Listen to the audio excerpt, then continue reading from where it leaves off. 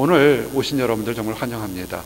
오늘 여러분들에게 주시는 하나님 말씀이 있습니다. 이 말씀 받고 돌아가서 하루 한 주 동안 여러분들에게 축복이 넘치기를 원합니다.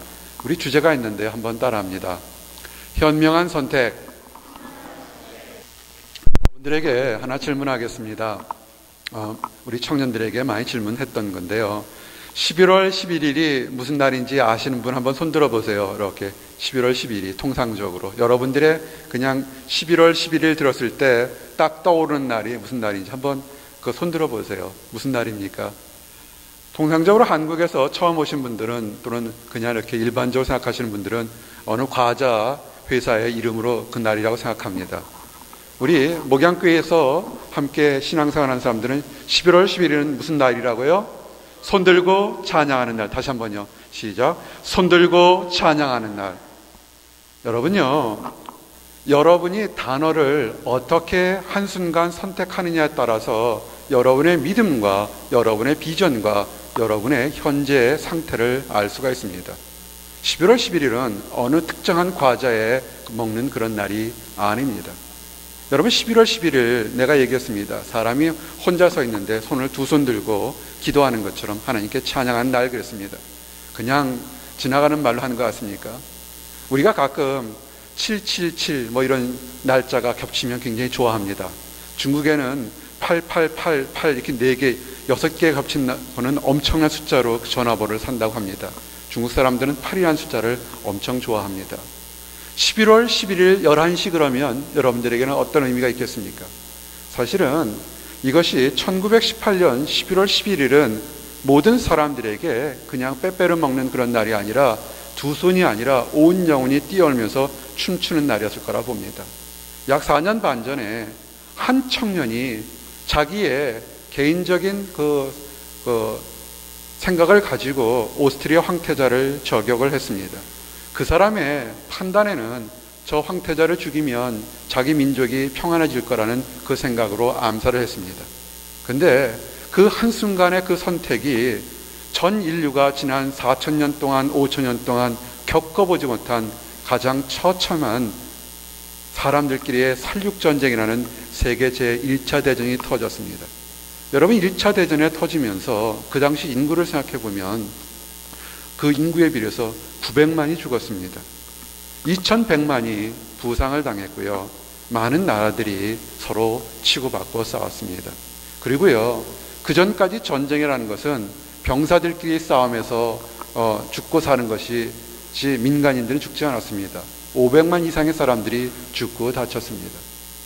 한순간에 한 사람이 자기의 선택으로 한 사람을 암살하면 평화가 올 거라고 한 그 한순간의 선택이 전 인류가 겪어보지 못한 가장 처절한 결과를 갖게 왔습니다. 그 이후에 그 얼마 지나지 않아서 세계 제2차 대전이 일어나면서 또 전 인류가 겪어보지 못한 엄청난 인구들이 죽고 다쳤습니다. 여러분의 생각에서 오늘 예배를 드리러 갈 때 무슨 의미로 예배를 드리러 왔습니까? 그냥 끌려왔습니까? 아니면 목적을 가지고 하나님께 예배를 드리러 왔습니까? 우리가 찬양 하나 하는 것이 그것이 그냥 앞에 나와서 마지못해 하는 것과 소명을 가지고 기쁨을 가지고 하는 것은 그 결과는 여러분의 상상을 초월할 정도로 엄청나게 큰 것입니다. 여러분 한번 따라하세요. 축제와 숙제. 오늘 여러분들에게 반복적으로 이렇게 서로 대조되는 그런 단어들을 쓰기를 원합니다. 여러분의 삶이 축제처럼 살기를 원합니까? 숙제처럼 살기를 원합니까? 많은 사람들이 숙제하는 것처럼 홈워크처럼 어쩔 수 없이 하는 처럼 인생을 살아가는 사람들이 많습니다. 한번 자기 자신을 보세요. 옆에 사람을 보세요. 행복하십니까?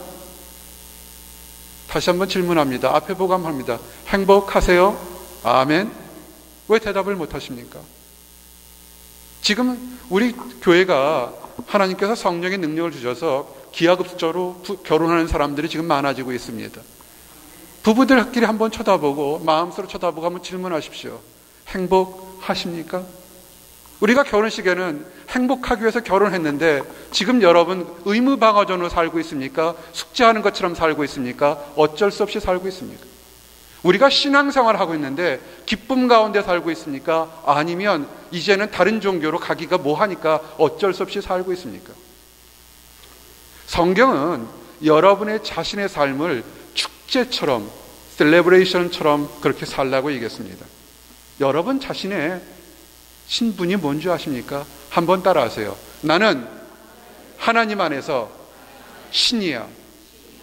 여러분은요, 이 동네에서 박사학위 따는 것과 잡 잡는 것과 결혼하는 것과 가정 가지고 직장 가는 것, 그게 인생의 꿈인 줄 아십니까? 하나님은 여러분들을 작은 신이라고 얘기했습니다. 성경을 제대로 묵상하지 않으면 이런 귀절이 있는 조차를 알지는 못합니다. 시편 82편 6절에서 7절에 놀라운 축복이 있습니다. 내가 말하기를 너희는 신들이며 다 지존자의 아들들이라 하였으나 너희는 범인같이 죽으며. 아멘. 하나님이 믿는 사람들에게는 신같이 신의 아들이라고 축복을 줬는데 뭐냐면 그것의 축복을 누리지 못하고 그냥 바보처럼 어리석은 사람처럼 그렇게 살다가 죽는다는 겁니다.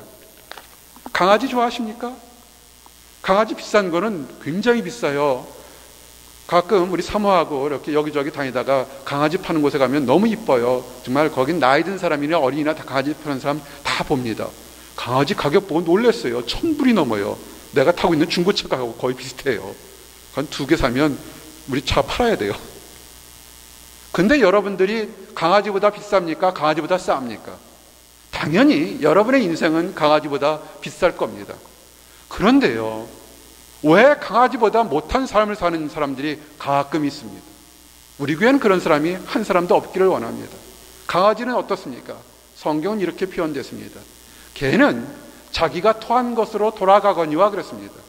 사람과 강아지의 차이점은 뭐냐면 사람은 한번 잘못한 것을 깨달으면 거기서 돌이켜 새 삶을 살려고 하는 것이 사람입니다. 강아지는 어떻게 하면 좋을 때는 꼬리를 치고 힘들 때는 자기가 먹고 뱉어버린 그 쓰레기 더러운 그 똥덩어리로 다시 돌아가는 것이 강아지라고 성경은 이렇게 표현되어 있습니다. 우리에게는요, 권능과 본능의 싸움이 있는 것을 아십니까? 권능이 무엇입니까? 하나님이 우리에게 준 홀리 파워가 권능입니다. 여러분의 삶을 지금 본능적으로 살고 있습니까? 하나님의 권능 안에서 살고 있습니까? 창세기 2장 7절에 여호와 하나님이 흙으로 사람을 지으시고 생기를 그 코에 불어넣으시니 사람이 생명이 된지라. 아멘. 여러분의 가치가 지금 여러분이 누리고 있는, 여러분이 살고 있는, 여러분이 몰고 다니는 자동차의 크기로 비례되는 줄 아십니까? 그것은요, 그건 본능적인 삶을 사는 것과 똑같습니다.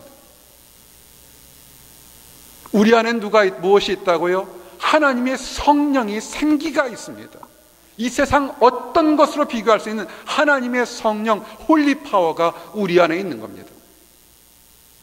많은 사람들은 내가 뛰어나다고 인정받기를 원합니다.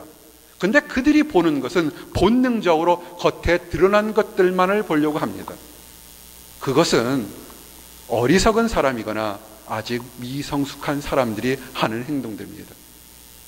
왜 여러분들이 삶을 숙제처럼 살 수밖에 없느냐면 본능적으로 살아서 그렇습니다. 따라하십시오. 하나님의 성령 안에 권능으로 여러분을 바라보시기 바랍니다. 그러면 옆에 있는 우리 사람들, 사랑하는 아내와 존경하는 남편이 이 세상에서 어떤 것보다 귀한 존재임을 알게 됩니다. 아멘. 한 청년이 나에게 아주 이쁜 노트를 선물해 줬어요. 아마 값으로 보면 얼마 될지는 모르겠지만 나는 그것이 너무나 행복합니다. 왜냐하면 그 노트 안에 내가 기록할 수 없이 많은 아름다운 기록될 걸 생각하니까 그것은 값으로 비교할 수 있는 것이 아닙니다. 사랑하는 성도 여러분, 여러분의 삶을 본능으로 살지 말고 하나님이 주시는 권능으로 사시기를 원합니다. 아멘.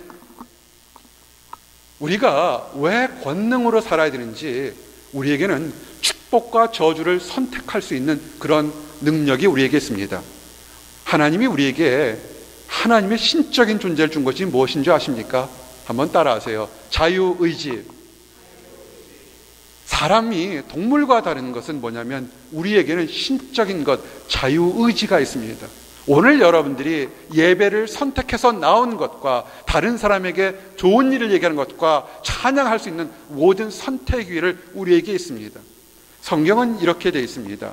그 선택에 따라서 우리의 삶이 달라진다고 얘기합니다. 내가 오늘날 복과 저주를 너희 앞에 두나니 하나님의 명령을 들으면 복이 될 것이요. 아멘. 여러분, 세상에 배운 우리의 교과서적인 삶과는 다릅니다. 세상의 삶은 어떻습니까? 최고의 대학에서 학위를 받고 또는 감당할 수 없는 만큼 물질을 쌓거나 이 세상 어떤 사람보다 큰 명예나 권력을 얻으면 행복할 거라고 이렇게 세상은 얘기합니다. 바로 이 앞에 서점에 가게 되면 수없이 많은 가장 잘 보이는 곳에 기록된 책이 행복한 삶 사는 법, 부자 아빠 되는 법, 부자 엄마 되는 법, 이런 식으로 돈과 명예를 넣는 책들이 수없이 많습니다.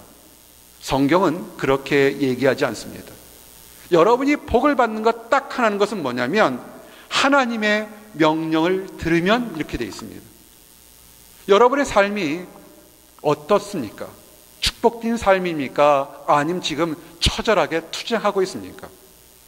아마도 그것은 여러분이 투쟁하고 있다면 하나님의 명령을 들기를 원합니다. 아멘. 이제 그래서 오늘 우리에게 5가지 말씀을 여러분에게 증거하기를 원합니다. 그래서 현명한 선택을 해서 지금의 눈에 보이는 본능적인 삶이 아니라 어떤 환경에서도 칭찬과 인정받고 행복한 삶을 살기를 원합니다. 5가지를 증거합니다. 따라합니다. 순종하자. 우리가 하나님의 명령을 따를 때 순종하고 거절할 수 있는 것은 그것은 여러분의 특권입니다. 하나님도 여러분을 순종하라고 그렇게 강요할 수가 없습니다. 왜냐하면 하나님이 우리에게 신적인 속성, 생명을 확 불어넣었을 때 그 자유의지는 하나님의 것이기 때문에 우리는 로봇처럼 이렇게 할 수가 없습니다. 차라리 로봇처럼 됐으면 좋겠어요. 딱 악으로 가는 모습은 다 오프 딱 시켜버리고 선으로 가는 것만 딱 온시켜버리면 턴을 시키면 다 갈 것 같지만 수없이 많은 삶에 선과 악을 싸우게 됩니다. 똑같은 말을 해도 이간질하는 말과 덕이 드는 말을 할 수 있고 똑같은 행동을 해도 선한 행동과 악한 행동을 하는 것이 우리에게는 갈림길들이 있습니다. 선택이 있습니다. 여러분, 그럴 때 성경은 이렇게 증가합니다. 민수기 21장 8절에 보니 이런 역사적인 사건이 있습니다. 여호와께서 모세에게 이르시되 불뱀을 만들어 장대 위에 달라 물린 자마다 그것을 보면 살리라. 아멘. 이 얘기는 이런 겁니다. 이스라엘 백성들이 광야의 삶이 지겨웠습니다. 하나님 안에서 정말 이스라엘 백성처럼 놀라운 기적을 체험한 백성들도 없습니다. 홍해가 갈라지는 것을 봤고요. 배고프다 할 때 메추라기와 만나가 비처럼 떨어졌고요. 바위에서 물이 나오는 놀라운 기적을 했지만 그들이 불평불만했습니다. 불평불만을 하니까 하나님이 심판합니다. 불뱀을 보냈습니다. 불뱀은 코브라처럼 아주 맹독을 가진 독들입니다. 불평불만한 자들 그 불뱀이 물었습니다. 독이 올라서 퉁퉁 부어서 죽어가게 됩니다. 사람이 죽어갈 때쯤 되고 형편이 어려지면 살려주세요라고 합니다. 어떤 사람은 그냥 나는 이대로 죽을래 하고 이를 꽉 알물고 고집스럽게 사는 사람도 있습니다. 그런 사람은 죽었습니다. 그런데 마지막이라도 살려주세요라고 외치는 사람이 있을 때 자기들의 죄악을 알며 살려달라고 했을 때 하나님이 이 얘기합니다. 아주 우리의 생각과는 다른 명령을 내리게 됩니다. 이스라엘 백성들의 지도자였던 모세에게 그 이스라엘 백성들을 물었던 불뱀의 모양을 닮아서 장대를 만들어서 높이 달라는 겁니다. 여러분의 상식에 어떻게 적용하겠습니까? 감기가 걸렸습니까? 감기가 걸린 사람에게 일반적인 생각은 비타민C를 먹고 좋은 기름진 음식을 먹고 푹 자면 나을 거라고 하는데 모세 같은 지도자는 아니다, 하늘을 바라봐라, 그러면 나을 거다 그랬을 때 여러분은 어떻게 생각하십니까? 뱀에 물려서 뱀독이 올라서 모든 살이 썩어나가면서 퉁퉁퉁 막 이렇게 물먹은 찐빵처럼 계속 불어나는 엄청난 고통 속에 있는데 쳐다보기도 싫은 그 불뱀을 쳐다보라고 명합니다. 평상시 때 아무리 착한 행동을 하더라도 그 쳐다보라고 그랬을 때 안 쳐다보는 사람은 다 죽었습니다. 악한 행동을 하더라도 마지막에 살아야겠다는 그 일념 하나에 그래도 쳐다보면 뭔가 다른 일이 있을까 하고 쳐다봤던 사람은 살았습니다. 따라하십시오. 순종하자. 여러분의 선택에서 위기가 왔을 때, 답답함이 왔을 때, 어려움이 왔을 때, 사람 사이에 문제가 생겼을 때 여러분의 방법으로 풀려가지 말고 여러분을 위해서 십자가에 돌아가셨던 하나님, 예수님을 바라보시기 바랍니다. 아멘. 성경은 순종하는 자는 나을 거라고 얘기합니다. 두 번째, 또 다른 우리가 선택이 있습니다. 따라하십시오. 순종하자. 두 번째도 순종입니다.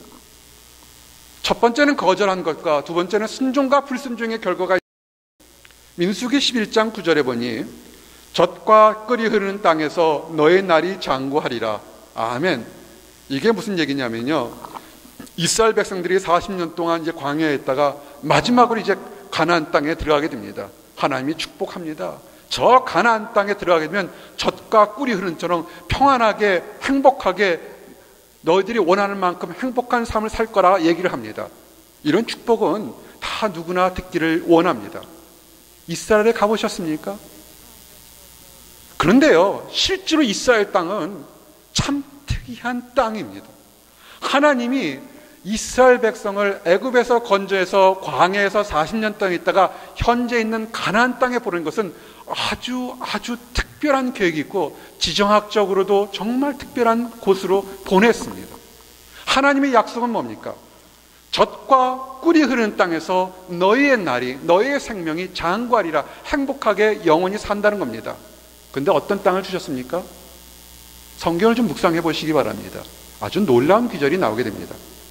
민수기 11장 11절, 순종한 것과 불순종의 차이에 아주 세상적으로도 이런 결과를 나오게 됩니다. 너희가 건너가서 얻을 땅은 산과 골짜기가 있어서 하늘에서 내리는 비를 흡수하는 땅이요. 아멘. 여러분, 여러분의 지식들에서 고대 문명의 발상지가 어디라고 알고 계십니까? 황하강의 고대 문명이 발상했고요, 바그다드의 바벨론 제국의 그 유브라테스 강의 고대 문명이 발달했습니다. 또 하나의 고대 문명은 애굽의 나일강에 있는 곳에서 고대 문명이 발달했습니다. 수천 년 동안 정말 화려하게 살았습니다. 인류가 살아가는 곳에는 항상 물이 있어야 됩니다. 먹고 마실 물이 있어야 됩니다. 하나님은 그런데 이스라엘 백성들에게 영원히 장구하리라 그러놓고는 어떤 땅에 보냈냐면 거기는 물이 없는 땅입니다. 이스라엘 땅은 어떻게 되냐면 강이 없습니다. 산의 분지처럼 해서 하늘만을 바라보는 아주 특이한 땅입니다. 하늘에서 비를 내려주지 않으면 이스라엘 백성들은 죽을 수밖에 없는 것이 과거나 현재도 마찬가지입니다. 왜 그랬을까요? 아주 특별한 곳에 이스라엘 백성을 보내면서 젖과 꿀이 흐른다고 그랬습니다. 성경을 읽어보면 이스라엘 백성들이 하나님 앞에서 말씀에 순종할 때는 하나님이 이른 비와 늦은 비를 아주 기가 막히게 기적처럼 내려보내서 그 백성들이 살았습니다. 참으로 놀라운 겁니다. 그냥 우리가 동화책처럼 여기저기 가서 이스라엘 백성이 살았다, 아닙니다. 현재 살고 있는 이스라엘 백성의 땅도 그것은 강이 없습니다. 우리가 기억하는 이런 찰스강이나 한강이나 또는 다른 강처럼 그런 강이 없습니다. 하늘에서 비를 내려야 줘야 만드는 그런 특수한 지역으로 가나안 땅으로 불렀습니다. 그런데요, 이스라엘 백성들이 어떻습니까? 지금까지 살아있습니다. 하나님 말씀에 순종하게 되면 최악의 환경에서도 장구하게 살아갈 수 있는 것입니다. 아멘. 세 번째, 따라하십시오. 순종하자. 순종하느냐 배신하느냐, 그것은 여러분의 선택입니다. 오늘 여러분들이 작은 목자의 얘기를 들으면서 여러분 안에서 결단하시기 바랍니다. 여호수아는 이렇게 얘기했습니다. 너희 섬길 자를 오늘날 택하라. 오직 나와 내 집은 여호와를 섬기겠노라. 아멘. 이스라엘 백성들과 여호수아가 가나안 땅에 들어가기 전에 결정을 합니다. 너희들이 가나안 땅에 들어가서 하나님만을 섬기든지 아니면 여호와를 섬기기 싫으면 옛날 애굽에서 있던 신을 섬기든지 가나안의 신을 섬겨라. 그러나 나와 내 집은 여호와만을 섬기겠다. 이렇게 증거했습니다. 여러분 신앙생활 할 때 여러분 하나님 안에서 하나님의 말씀대로 살 것인지 아니면 적당히 타협하다가 배신할 건지 오늘 결정하시기 바랍니다. 교회에 들어와서는 거룩한 집사여, 장로여, 목자여 또는 청년 사역자로 변하는데 이 교회 밖에만 나가면 세상 사람들과 똑같이 다르게 타락한다면 여러분 오늘 이 시간에 결정하시기 바랍니다. 하나님 말씀대로 살 것인지 아니면 세상의 줄을 따라 살 것인지 오늘 결정하시기 바랍니다. 네 번째 따라하십시오. 순종하자. 순종하는 사람과 순종하지 않는 사람에겐 절망이 있습니다. 하나님 말씀에 하나님만 믿고 따라 나가겠다고 순종하는 사람에게는 희망이 있습니다. 시편 71편 14절에 이렇게 기록되어 있습니다. 나는 항상 소망을 품고 주를 더욱더욱 찬송하리이다. 아멘. 보스턴 생활이나 어느 곳에 살든 이민생활, 유학생활은 다 힘듭니다. 우리 독일에서도 유학 오신 분이 있고 많은 분들이 있지만 어느 곳을 가든지 살기 편한 곳에 간다 할지라도 날씨가 좋은 곳에 갈다 하지라도 거기도 다 힘듭니다. 왜 힘드냐면 그들의 삶에 호프, 소망이 없기 때문에 그렇습니다. 소망이 있다면 아프리카에 가서도 기뻐할 수 있고 저 인디아나 방글라데시 같이 빈민가에 가서도 즐거워할 수 있습니다. 소망이 있다면 남극에 가서도 우리는 찬양할 수 있습니다. 소망이 있다면 이 힘들고 어려운 보스턴 땅에서도 우리는 찬양할 수 있습니다. 아멘. 결정하시기 바랍니다. 이거는 하나님이 명령할 수가 없습니다. 목자가 명령할 수 없고 여러분의 아내와 여러분의 남편이 명령할 수 없습니다. 이것은 여러분의 선택입니다. 절망적인 삶을 살 것이냐, 치고받고 싸우고 매일 가정이 지옥처럼 살 것이냐, 교회라고 와서 이게 교회인지 시장파인지 모르게 살 것이냐 선택하시기 바랍니다. 우리 안에 하나님을 찬양하겠다는 소망이 있다면 10명이 모이든 100명이 모이든 1000명이 모이든 100만 명이 모이든 거기는 기쁜 곳이 됩니다. 그러나 하나님은 팽개쳐주고 세상적인 이득이나 나의 눈에 정욕적으로 본능적으로 산다면 사람이 적든 크든 간에 거기는 밀림속처럼 정글속처럼 아수라장이 될 수밖에 없습니다. 선택하십시오. 지금 행복한 삶을 살고 있다면 소망을 가지고 하나님을 찬양하겠다고 선택하시기 바랍니다. 그렇게 살지 못하고 세상 사람들과 환경적으로 아무것도 구별된 삶이 없고 뛰어난 것이 없다면 다시 선택하시기 바랍니다.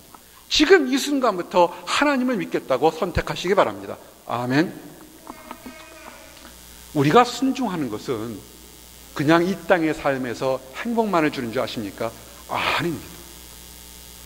목자가 설교를 처음 할 때 한 청년의 의협심으로 한 사람을 죽였지만 그 한 사람이 수천만을 죽게 되는 엄청난 결과를, 비극적인 결과를 가져왔다고 그랬습니다.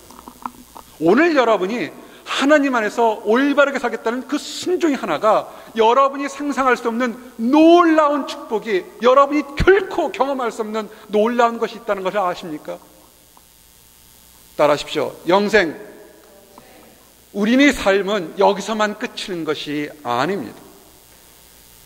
우리가 오늘 선택할 5번째 마지막은 순종이냐 사망이냐입니다. 성경은 이렇게 기록되어 있습니다. 요한복음 5장 24절에 내가 진실로 진실로 너희에게 이르노니 내 말을 듣고 또 나 보내신 이를 믿는 자는 영생을 얻었고 심판에 이르지 아니하나니 사망에서 생명으로 옮겼느니라. 아멘. 우리가 하나님을 믿고 그대로 따라간다면 우리가 생명을 얻었다고 성경은 기록되고 있습니다. 이것이 간단한 건 줄 아십니까? 아닙니다. 이 세상에서 어떤 것으로도 얻지 못하는 것이 이것이 영생입니다. 한국의 최고의 부자가 죽기 전에 질문했던 몇 가지 질문 중에서 영생이 있는가라는 질문을 했습니다. 그분은 영생을 얻지 못했을 거라고 봅니다. 왜냐하면 질문했기 때문에 아직 그 답을 얻지 못하고 죽었습니다. 여러분은 어떻습니까? 답이 있습니까? 답이 없다면 이 순간에 선택하시기 바랍니다. 예수 그리스도를 여러분의 개인의 구주로 믿고 그대로 믿고 따르겠다고 선택하시기 바랍니다. 아멘. 근데요, 선택의 순간들, 이거는 천사도 할 수 없고 이거는 여러분들의 주권으로 하는데 많은 사람들이 그렇게 선택하지 않습니다. 교회에서 직분이 있다건 모태신앙이건 그거 상관없습니다. 예수님께서 뭐라고 한 줄 아십니까? 너희가 영생에서 영생을 얻는 줄 생각하고 성경을 상고하거니와 그러나 너희가 영생을 얻기 위하여 내게 오기를 원하지 아니하는도다. 아멘. 참 슬픈 얘기입니다. 예수님께서 수많은 기적을 보이면서 영생에 대해서 그분이 이 땅에 온 한 가지 목적, 인류를 사랑해서 영생을 주기 위해서 초지일관 많은 기적과 능력과 사랑을 보여줬지만 사람들은 그것을 믿지 않았습니다. 우리 교회에서 성경을 읽고 쓰기를 합니다. 성경 66권 중에 10분의 1이 안 되는 5권을 읽고 쓰기를 합니다. 얼마나 읽고 씁니까? 여러분이 영생을 얻기 위해서 어떤 일들을 합니까? 더 많은 다른 작은 일들을 위해서는 밤을 새워가면서 인터넷 앞에 앉아서 또는 친구를 만나러 밖으로 산으로 들러 나가지만 과연 여러분들의 영생을 위해서 그 누린 영생을 기쁘게 해서 얼마나 노력합니까? 예수님도 사람들의 부족함을 알아서 말로는 묵상하고 말로는 뭐 한다 하지만 그러나 예수님께 오는 사람 그렇게 많지 않다고 얘기하고 있습니다. 이제 말씀을 정리합니다. 현명한 선택을 하시기를 원합니다. 여러분의 과거의 신앙생활이 10년이든 20년이든 모태신앙이든 아무런 상관이 없습니다. 왜냐하면 그것들은 마치 의미 없이 여러분에게 달라붙을 수 있습니다. 여러분이 한순간 한순간 제대로 선택했다면 그 어떤 사람보다 여러분은 귀한 사람이 될 수 있습니다. 생명을 얻는 곳으로 오시기 바랍니다. 우리가 선택하는 딱 한 가지는 순종입니다. 하나님 말씀에 순종함으로 생명을 얻게 됩니다. 현재 질병이 있습니까? 마음에 답답한 것이 있습니까? 고침받는 생명을 얻게 됩니다. 순종하십시오. 그러면 축복을 받게 됩니다. 밤을 새워서 일하는 것이 아니라 하나님 말씀에 하나님이 원하는 것으로 순종하시기 바랍니다. 그러면 길이 열릴 수밖에 없습니다. 주일날은 일주일에 하루는 하나님을 섬기고 일주일에 6일은 세상신을 섬기는 거 그렇게 하지 마시기 바랍니다. 작아도 좋으니까 집에서, 가정에서, 학교에서 어디든지 간에 하나님을 섬기는 그런 결단하시기 바랍니다. 우리에겐 소망이 있습니다. 복음 전하는 소망이 있습니다. 우리가 이곳에 살든 저곳에 살든 어느 곳에 가든 소망으로 찬양하는 그런 희망을 가지고 사시기를 원합니다. 우리가 하나님께 올바른 결단해서 이 땅에서도 기뻐하고 천국 가서 하나님과 영원히 살 수 있는 영생 얻는 여러 모든 분들이 되시기를 예수님의 이름 받들어 축원합니다. 아멘. 기도하시겠습니다. 하나님 감사합니다. 우리에게 신의 속성 자유의지를 주심을 인하여 감사합니다. 로봇처럼 강요하지 않고 우리들 마음속에서 선택할 수 있는 특권을 주심을 인하여 감사합니다. 아버지, 이 특권으로 하나님 말씀에 순종하며 하나님만을 섬기는 선택을 할 수 있도록 인도하여 주시옵소서. 아버지, 이 땅 살아갈 때 우리의 단 하나의 선택은 찬양하며 복음 전하는 것이라고 결단할 수 있도록 인도하여 주시옵소서. 아버지, 그래서 이 땅에 영생에 맛보며 천국에 가서 하나님을 보며 기쁜 인생을 사는 모든 성도들이 될 수 있도록 허락하여 주시옵소서. 아직 하나님을 알지 못하는 모든 사람들에게 우리가 가서 그들도 동일한 선택으로 축복을 받을 수 있도록 인도하여 주시옵소서. 감사드립니다. 예수 그리스도 이름 받들어 기도드렸습니다. 아멘.